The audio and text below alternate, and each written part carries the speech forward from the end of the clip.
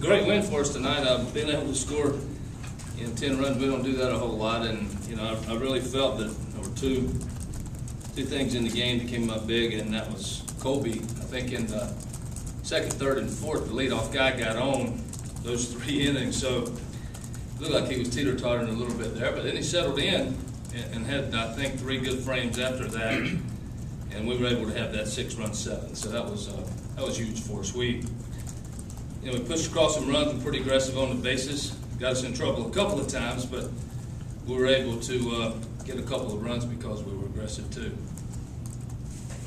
Questions, please raise your hand. John?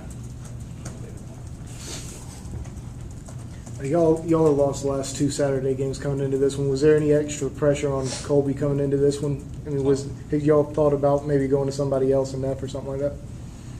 No, not really. I mean, Colby had a pretty good game last Saturday. I think he went 5 innings with two runs, no walks last Saturday. So he gave us a quality out and gave us a chance to win the game. So we weren't thinking that we might go in a different direction. Those guys have battled hard for us, and I know Kumis didn't have a good one last Sunday, so hopefully he'll be sharp tomorrow. But those guys picked us up when we were a little bit thin.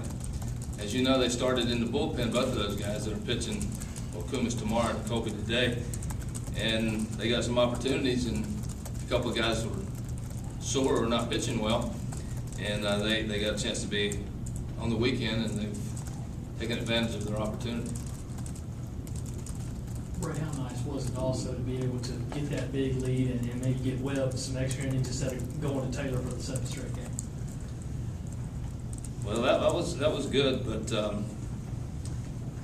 we were close to going to Taylor again. I mean, he was down there, and we kind of gave him a couple of scenarios that if they unfolded, you'll be able to go get a couple of those righties that they had in there. So John Taylor's been resilient. He's been very effective, and so we got to put him in key opportunities if they're there. But yeah, so it's nice to be able to give him catch his breath a little bit, and Matt Price as well. So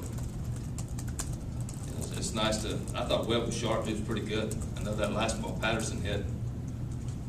Last year might have been over the batter's eye, but he hit it in a deep part, and Barry hit one out there too.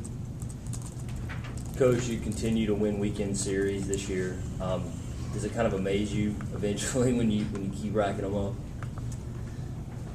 Honestly, I don't get too far ahead of anything. I never have. I worry about today, and I don't think about standings. I don't look at. I was watching Georgia-Arkansas game today, and they're putting up scenarios and who each team played the next 3 weeks and the standings, and that's foreign to me. I don't go there. It's some things you can't control, and I just don't allow myself to get in that situation. I mean, with our injuries, you could make excuses or try to figure it all out. You can't do it anyway, and honestly, I just try to play today and try to make the most of it and be prepared as much as we can be and live with the results. Right, with that, this is your 12th straight series win against Auburn. It's just kind of amazing that you seem to always have these guys number every year.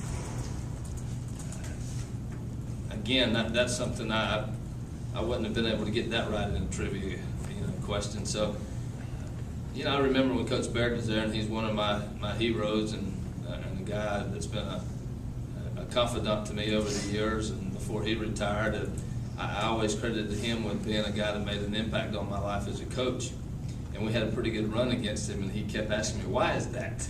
But yeah, maybe we were lucky. I don't know. But we played well. We really Auburn's one of those teams that we have played well against. It seems like historically, some teams for whatever reason you don't seem to play as good as you'd like to, and we have played well against Auburn.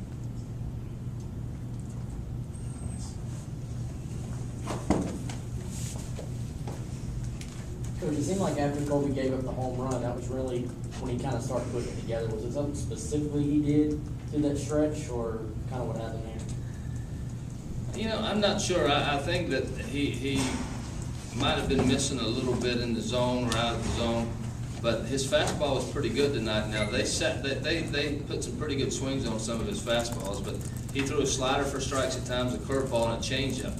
And so, you know, you got 4 pitches going. You got a chance for a hitter to have to think about four pitches, and he was able to, you know, get some swings and misses in key situations where balls not hit that hard. You know, I thought a key situation is when we walked the shortstop, you know, and early in the game, which you know, I don't do that very often, but McElroy is really good. He's really good with that bat in his hand. And we Coach Myers and I just said, hey, you know what?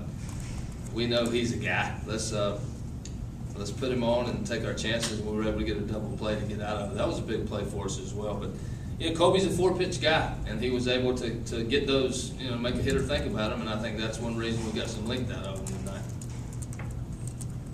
Anything else, Coach Tanner? All right, well, I'll see you tomorrow, 3 o'clock.